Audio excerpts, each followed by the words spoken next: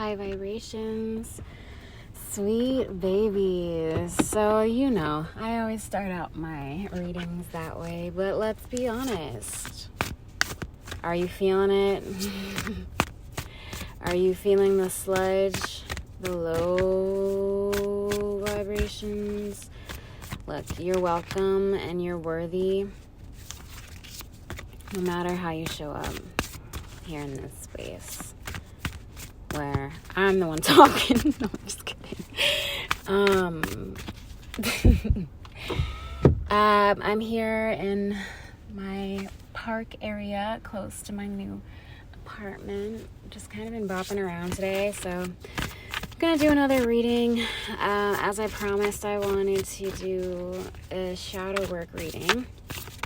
Apologies if there's any background noises that might show up. My car was making strange sounds in the last audio, but yeah, so we're going through Mars retrograde. Mars is working its magic on us, honey. Yes. What is activating you right now? Definitely encourage you to check out that long, meaty reading I did on the Mars retrograde energy. There's actually two.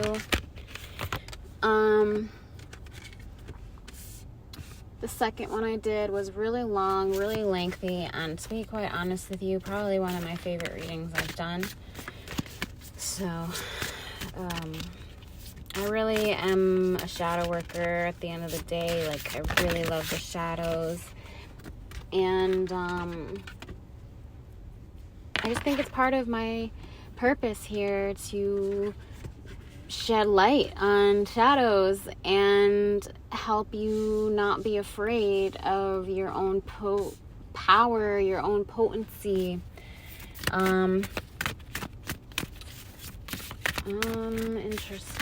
Interesting. Let's see what wants to show up for the shadow reading. Ooh, yes, honey. Is there anything else?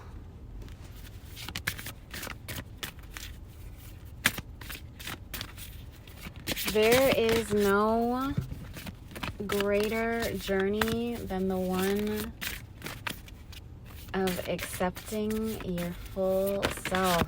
Sorry, headphone users. Throwing my cards around. Shadow work, at the end of the day, is a self-love journey. It is a self-love practice. Hello. Okay. I think we've got all of our cards. So many cards here that I don't have enough space to read them. No, I'm just kidding. We're gonna make do.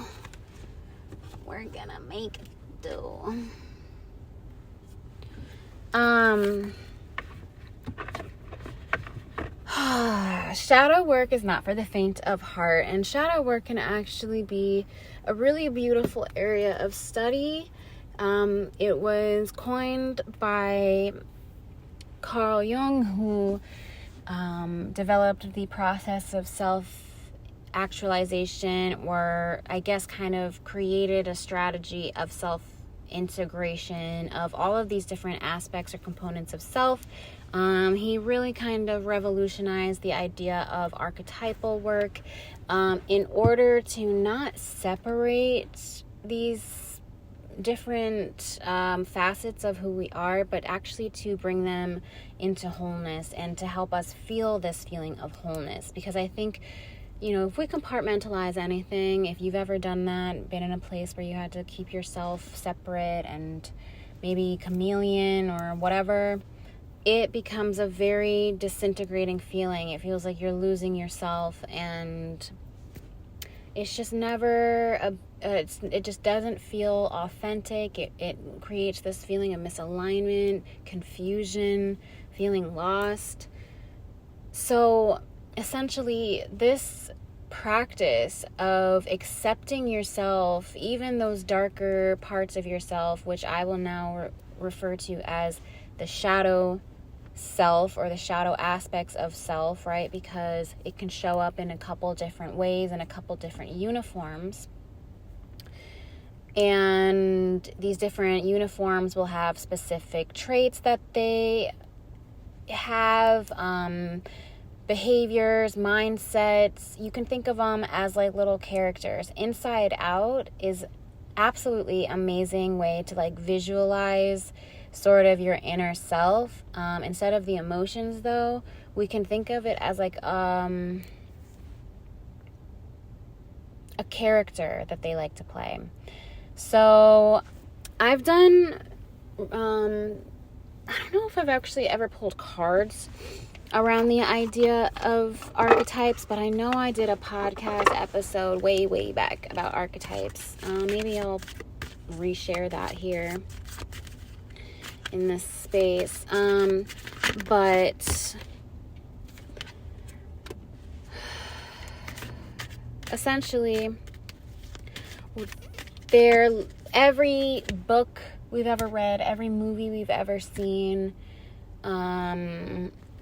is based off of archetypes. Usually we'll have the hero, we'll have the antagonist, we'll have the little witch in the forest, right? We'll have maybe like a child, an innocent child. We might have, let's see, a dark wizard. There might be, the list goes on. These are kind of like the traditional archetypes that we kind of plop into all of our stories. Now, I come from indigenous background, so my, culture is we're all about the storytelling, okay, honey? Like, we tell stories to pass on lessons and wisdom. And it's a lot about like metaphors and symbology and the journey that we all kind of inherently take in life, and we can all relate to in some way. And I think that's really beautiful. You hear my car being, what the is that? We can all relate to a lot of these things, and that's why they continue to show up as like these story archetypes, because we kind of all feel like at one point or another we are going on like a hero's quest, a hero's journey.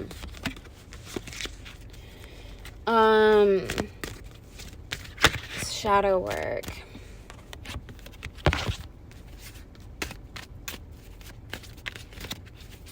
I got distracted, friends.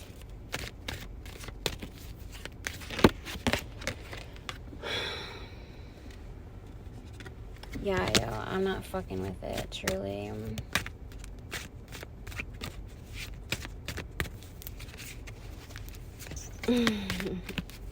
Mars retro is bringing out all the fire sign in me, let me tell you. People are like, I'm an earth-dominated chart. Oh, we got another one right here. I'm an earth-dominated chart. So I come off like really grounded, really relaxed, really chill. But lest us not forget, I'm a fire sign through and through. Okay, so like Sagittarius is like very much all about kind of, it's like short bursts, like bursts of passion, bursts of intensity, and just us as a whole, like the way we live our lives can be very intense. And the unconscious Sagittarius can be quite heated, quite a doozy to go with. Just your whole life will just be boom, intense, flames, inflamed, let me tell you. But the conscious Sagittarius doesn't really give off that same vibe necessarily. It's a little bit more, about like that steady, slow burn, passion, zest for life type of energy. But we often get fucking, a bad rep, because if you treat us crazy or you dog us like in some kind of way, like we will show you the fire sign. And I think the reason why people are like they don't love that about us is because it's not something we present so forward like the Leo or Aries or whatever. It's like very situational and like when provoked, and people don't know how to handle it. But that's just neither here nor there. So anyway, I just spoke to the unconscious Sagittarius archetype, right? Now we can look at the horoscopes as a form of archetypes. They each have a characteristic quality to them. They all have lessons. They all have backstories and which signs they pair with, and they show up differently in some ways, and so on and so forth. And with every archetype, there comes an unconscious and a conscious. There comes attributes that are on the surface or in the light, right? And then there are some things that are kind of tucked to the shadows or suppressed or pushed to the back. So with any kind of archetype, whatever you want to look at, there will always be a shadow trait. This is the law of polarity. Like, you cannot have light without dark. They just have to exist in connection with one another. We cannot have one without the other. This is represented in the yin-yang symbol, right? We have the black and the white, and they represent yin-yang energy, light, dark energy, good and bad. And truly, to have life, you can't have that. There's no balance without it. So instead of being scared of these parts of ourselves that are supposed to be considered the darker parts of ourselves, I offer you to reframe your way of thinking and consider that maybe these parts of yourselves are not necessarily dark, but just deep. Just so much more depth to them that it's void of what you see on the surface. And you only can really know if you take an intentional dive inward to look at it. I argue that much like feminine things in life, intuition, feelings, emotions, complexity, renewal, destruction, like all those really fucking cool ass things, much like other ways the feminine are represented, are projected with fear, shame, judgment, ridicule. We're told to judge those things, or at least look a little bit more carefully at them with question and skepticism. Right? That's what we're supposed to do.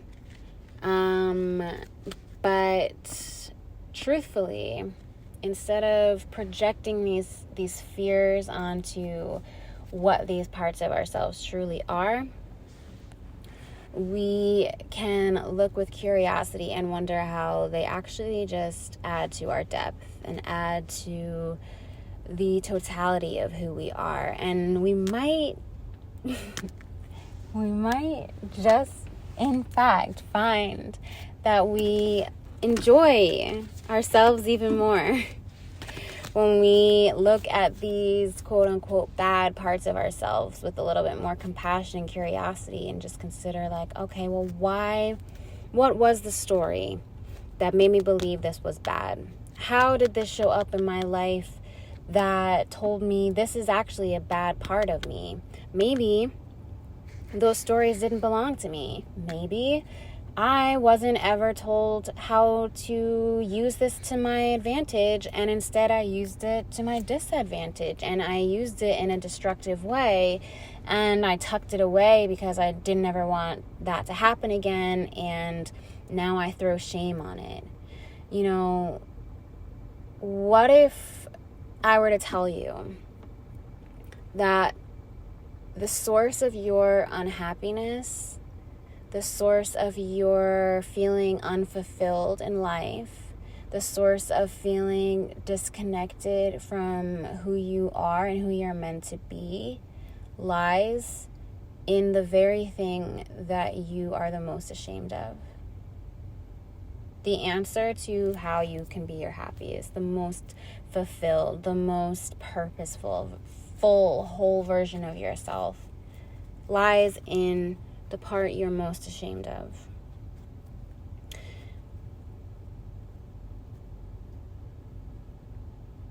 The shadow traits themselves aren't there to hurt you. They're not there to cause you harm. They're not there to be malicious or cause malice. They are just doing exactly what you've thought of them and what you've kind of taught them to do. I'll tell you the very thing.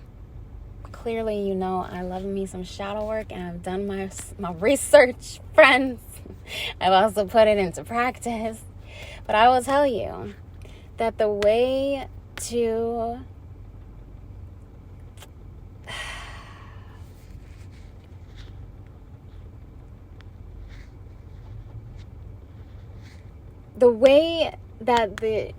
holy shit.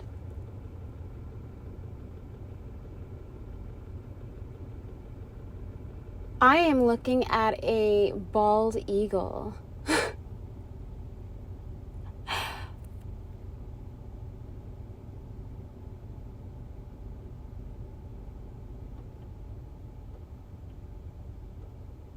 Holy shit. My jaw is on the floor, friends. I'm watching a bald eagle diving in the ice right now to pick up a fish.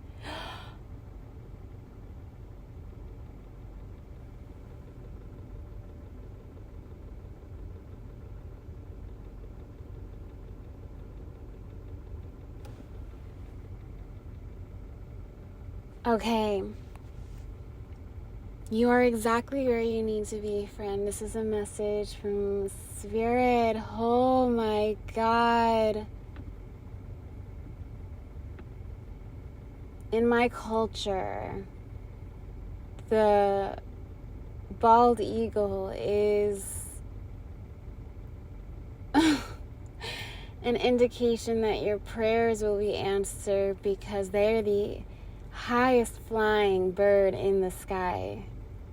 They carry your prayers to the Creator. Wow. Friends, I'm gonna watch this. I'll be back. So, I'm sitting here just admiring this eagle, and it is on a frozen river, and it is literally digging beneath the surface, yanking a giant fish through this hole and tearing it to shreds. I mean, just demolishing it. And I keep waiting for it to fly away as birds do. I want to see it soar, I want to see it fly, but that is not what it's here for. It's just not what it's doing. It's just not what Spirit is calling for right now. You need to nourish before you can really fly high. You need to go below the surface and really understand what is needing to be pulled up to the light, what is needing to be truly excavated.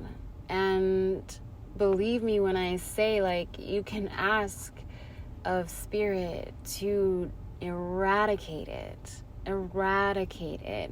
Now, mind you, the way that you do this is that you no longer let it be suppressed.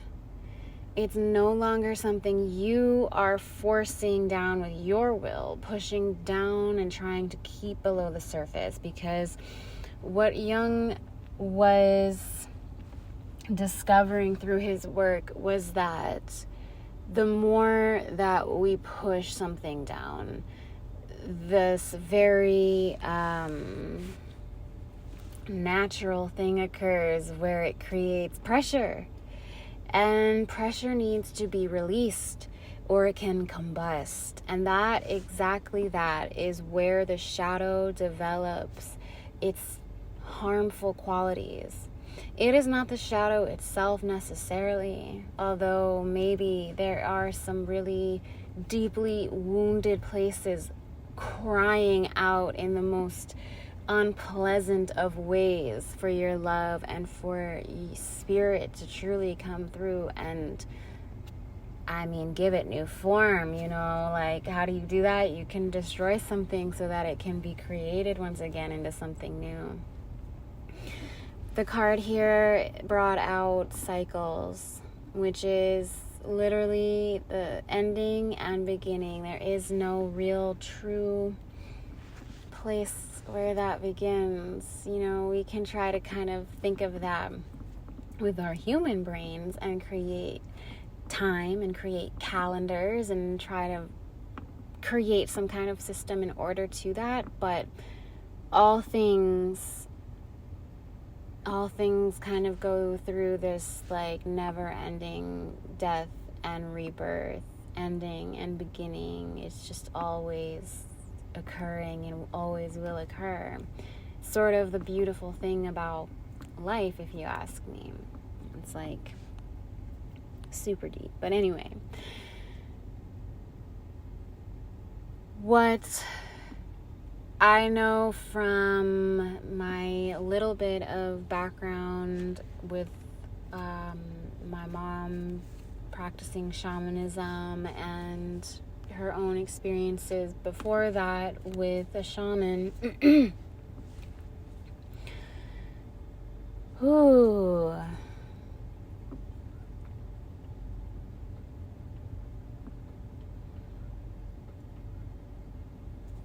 When you go through an ego death or a true death and rebirth must happen,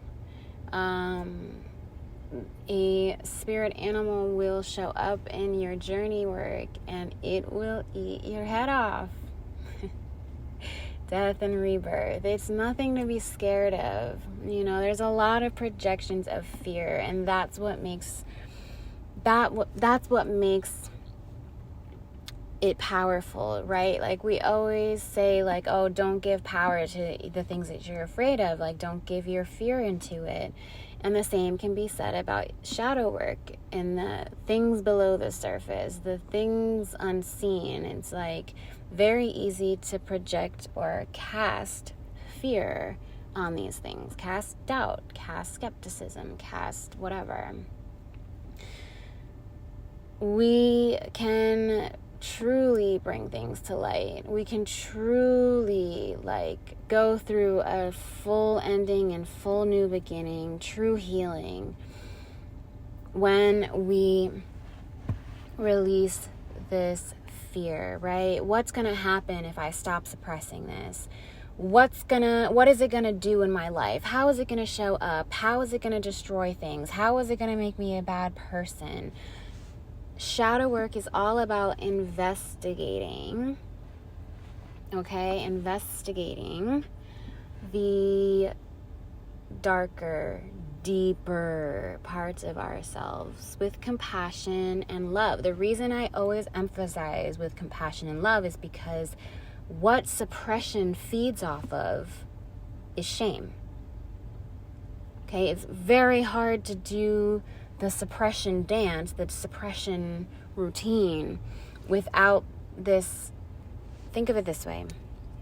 Inside you is a mechanism. It's called the suppression.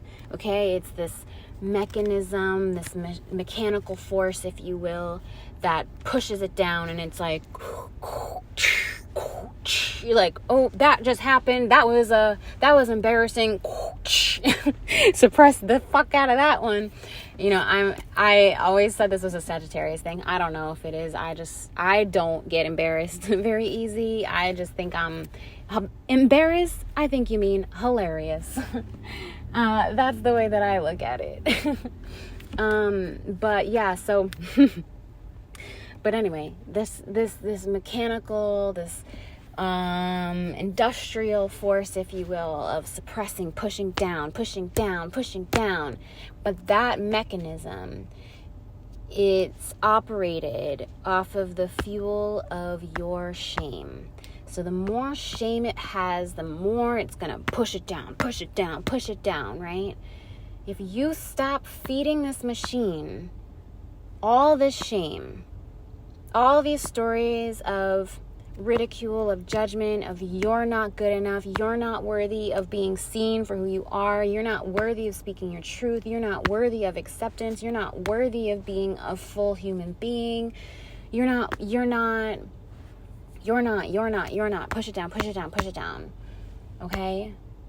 Trauma, oh, that didn't happen, I didn't want that to happen, that was really bad, push it down, push it down, push it down, you know? All these things that we want to just push down, it becomes a pressure cooker.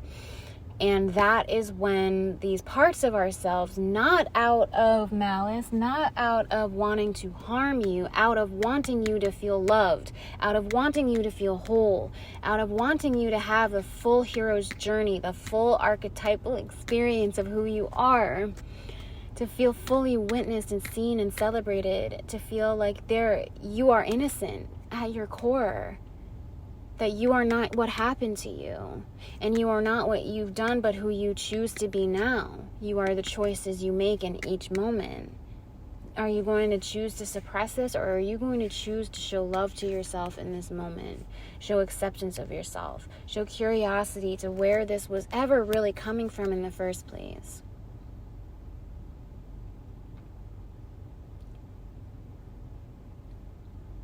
I'm trying to think of an archetype that I try to avoid. But it's kind of difficult because I just kind of have accepted that I'm always changing and certain archetypes show up for different stages in my life. But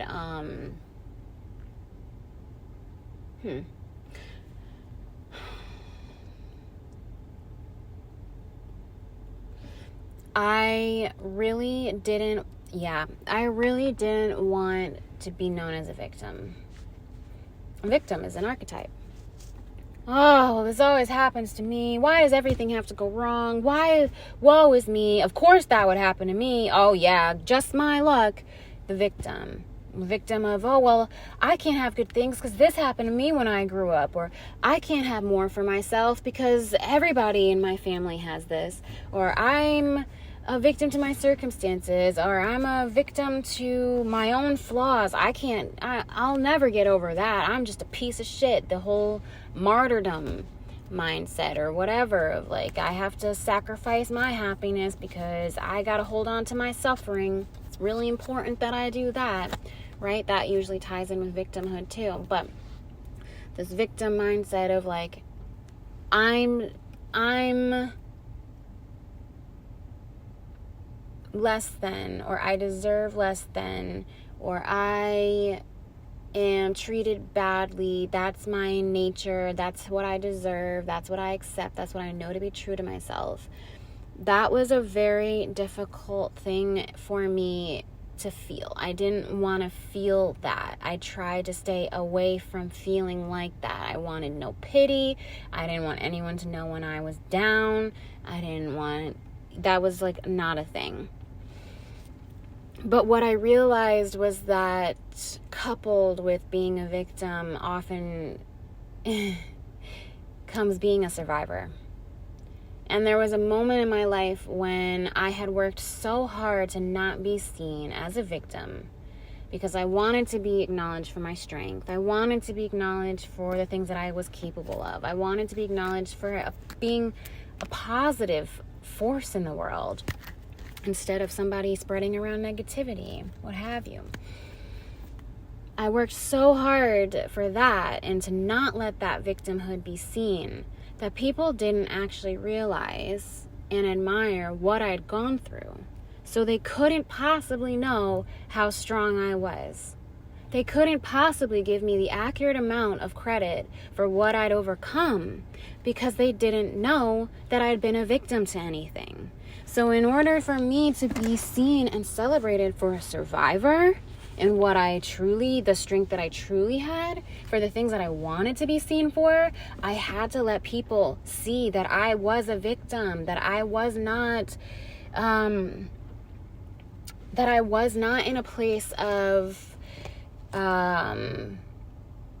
empowerment, that I felt small, that I felt little, that I felt less than. And it was the overcoming of that was able to give me exactly the sort of appreciation and recognition and witnessing that part of myself was truly looking for. And let's be honest, feeling like I wasn't getting that witnessing and that recognition for the survivor part that coupled with being a victim, that started to show up in unpleasant ways. And I was trying to push these things down, and you start to just feel like you're not being seen for who you are, whether that's from your own self or from external validation. There's nothing wrong with needing validation, also, just putting that out there. However, we can't become reliant on external validation. We cannot be that cannot be the only place that we are being accepted and being told that we're good and being told that, oh yeah, you're doing that the right way, because you need to be feeling that truly from yourself first and foremost. And that comes from being connected to your purpose. That comes from my car is like jolting around. That comes from being in alignment with all parts of yourself and acceptance of all parts of yourself, because truly you are perfect, right? They say, like, in God's perfect image, you're perfect. What are you doing with what you got? So instead of shaming what you have, instead of pouring that fuel of shame into the suppression machine, take that shame away. Make that mechanism slow the fuck down. And now insert compassion and curiosity. Wonder, what was this for? What if I was made in a perfect image, right? We'll go with that. What was that for? Like, what was that shadowy, deep trait? What was that wound that awoke that part of me? What was that for? How can I use this now moving forward in a conscious way that benefits my life and contributes to the life of others, right? And I will be the first to tell you that, like, sometimes it would be nice to just have a reason to just, like, let out the toxic stuff. Like, just have a reason, like, oh, that's my shadow. My evil twin did that, not me. But no, it's always, like, real time to take full accountability of those shadow parts of ourselves, so that we can be a safe place to other people, so that we can trust ourselves to act in our highest accord and to be in our greatest good, right? We're not just passing the blame onto a imaginary, fictionary part of ourselves. We're shedding light to a trait in ourselves that just wasn't developed in a way to strengthen you, but it has been pushed to the side, been told it's wrong, been given all kinds of stories. Ooh, my gut is telling me to wrap it up. But really quickly, I just want to say, when it comes to understanding the stories that created all this shame, that created all of this lore, right, around those shadow traits of yourself, it's good to have somebody, like, walking through that journey with you, walking through that process. But make sure it's somebody who is also willing to look at those parts of themselves so that they can make sure that they're not activated. Their shadow parts aren't going to get triggered and come out and play in all kinds of destructive ways. Like, it is very deep, powerful work that ultimately creates this feeling of fullness, of being well-rounded, right? There's a quote that I always love, and it goes, first you awaken to your light, then you awaken to your shadow, and then you awaken to yourself, right? Because otherwise we just feel like we're showing up with like, oh, all this light and positivity, like love and light, right? But then there's some people who are like, oh yeah, that love and light person, like that's my worst fucking nemesis. Let me tell you how love and light they were when they did this. You know what I mean? It's like to each their own. And that's when we understand that everybody is built of all of these components and all of these deep layers, all these deep facets of self. We're able to have a lot more acceptance for others and for ourselves. So looking at what you feel the most ashamed of, what parts of yourself are you ridiculing the most and shaming the most and hiding the most, right? Because there is nothing that... let me not get so theatrical. Let me say it this way. I would say that the biggest way that shame manifests, right, or shows up is represented by denial, right? Denial of its existence, of truth, denial of reality, denial of an experience is like the most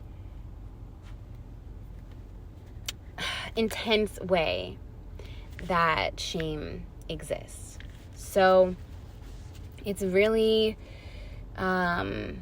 difficult sometimes to do this work because, you know, if our brain opted to suppress things, if our brain opted to deny us that something happened, oh my goodness, and now a hawk is flying down right over this eagle.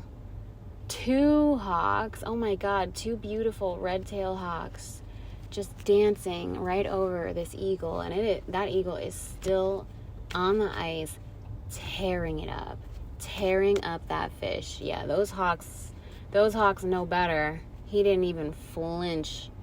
He's like, you're gonna swoop this off from under me? Pfft, I'd like to see you fucking try. You know, this is my fish. This is my blessings.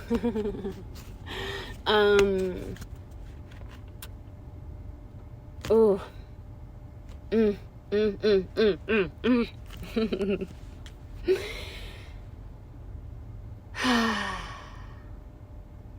It's not easy to uncover the things that we've been trying to push down. We did that for a reason. So don't go digging for things necessarily, right? Let the things that are showing themselves, that are coming to surface, that are asking, pardon my stomach, I am going to wrap this up soon. The things that are asking to be, I had to stop and watch the eagle for a good minute, you know, so now I threw off on my lunch timing.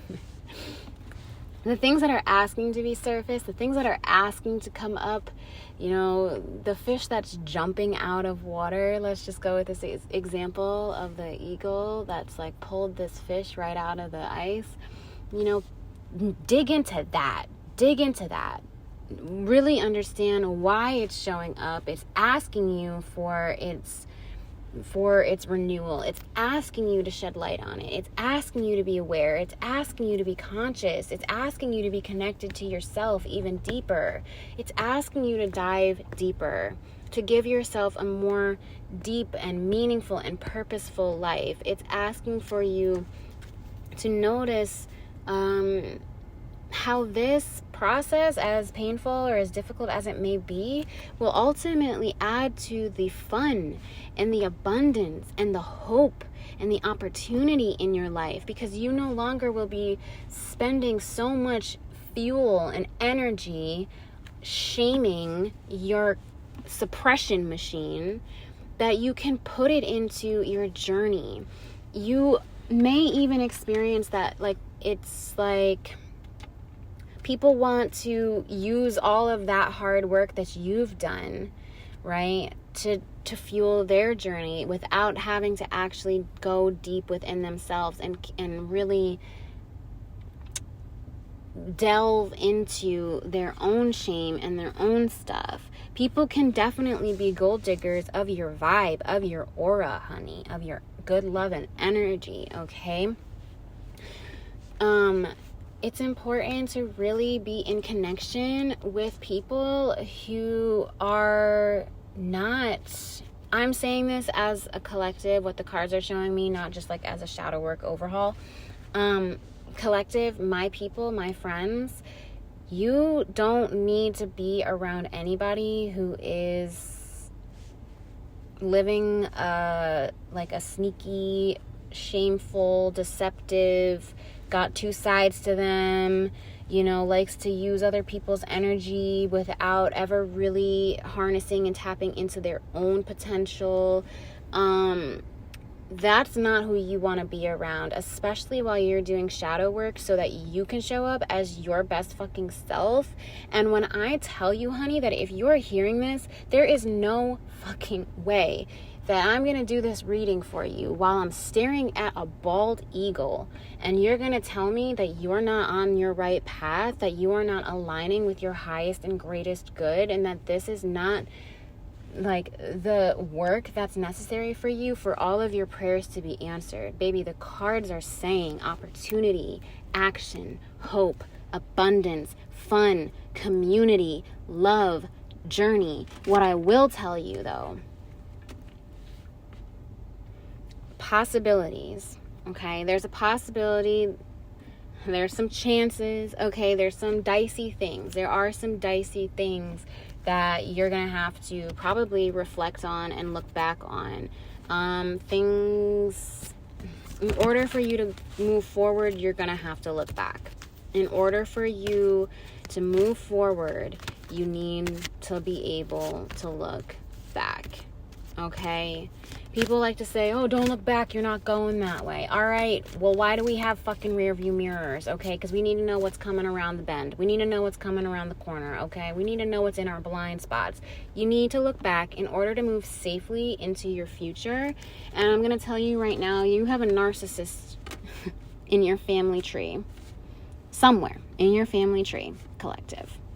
Or somebody who is presenting in narcissistic tendencies, somebody who is quite frankly just sort of not honoring the roots of family, the honoring the ancestral tree, maybe the work that you are doing to heal generational curses, to heal your ancestry tree. They don't see it. They don't see it. They don't understand it. They don't get it. They're too full of themselves, and they're too full of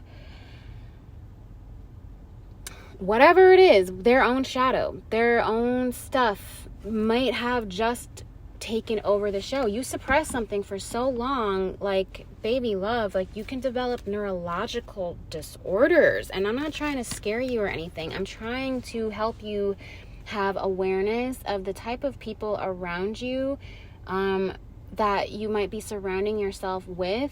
When we are not doing this shadow work, we tend to attract people who show us why it's important to do so. We find ourselves around people, places, and things that will really activate the stuff within us that's needing to be looked at and addressed. This is not a time to be distracting.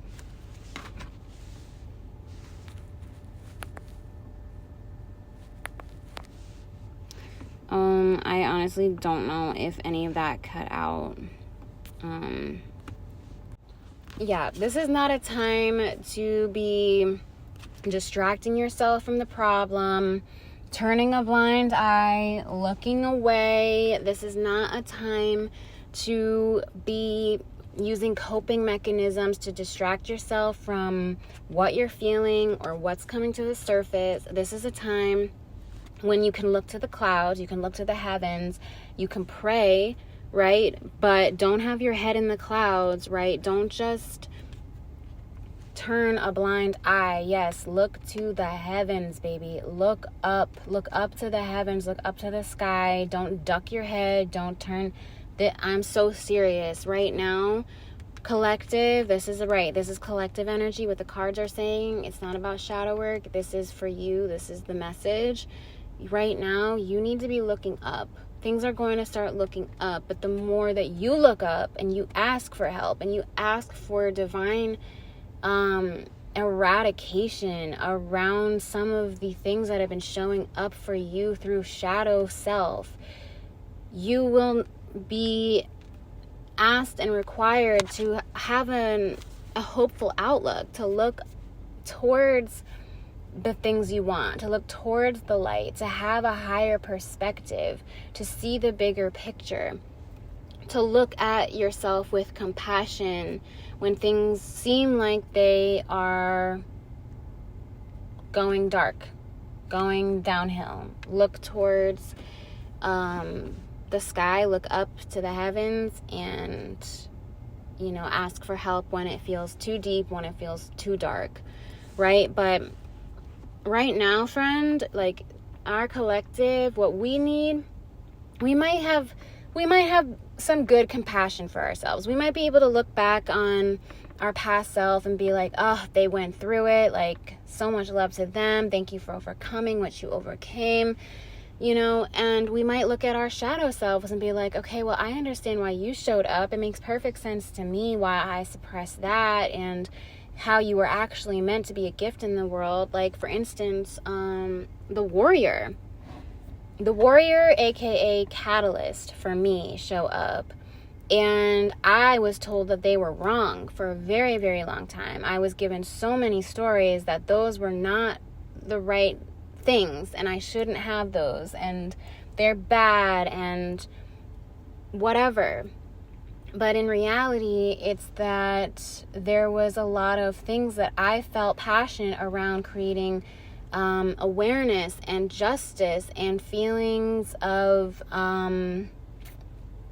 safety for other people. And it was more so something that I had to really accept within myself, in spite of what I was being told around me, and understanding that sometimes what we believe is a shadow trait is actually something really beautiful and a gift, and other people's stories around it are going to be the most difficult part of working with that shadow, versus when we have a lot of stories around it and when we have a lot of shame around it. It's more so about understanding, all right, this is when I probably sought a lot of external validation and to be liked and accepted by the outer world.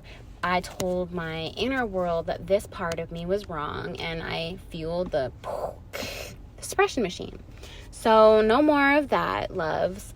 We're going to give ourselves compassion, but we're also going to give ourselves patience, because this is a challenge.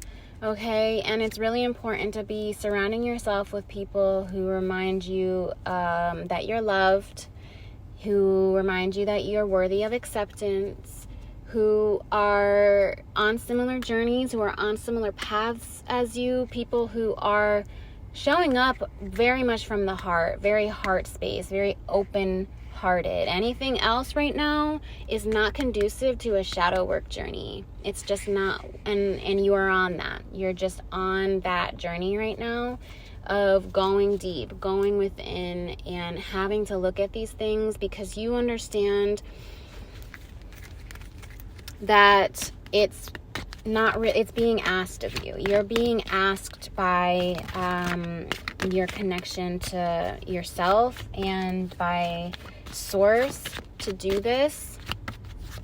You're being initiated so that your blessings can be serious. You're taking things seriously for the first time with some of this stuff, and showing not only commitment to yourself, but commitment to your greatest good, to having more for yourself, to what you believe you're worth.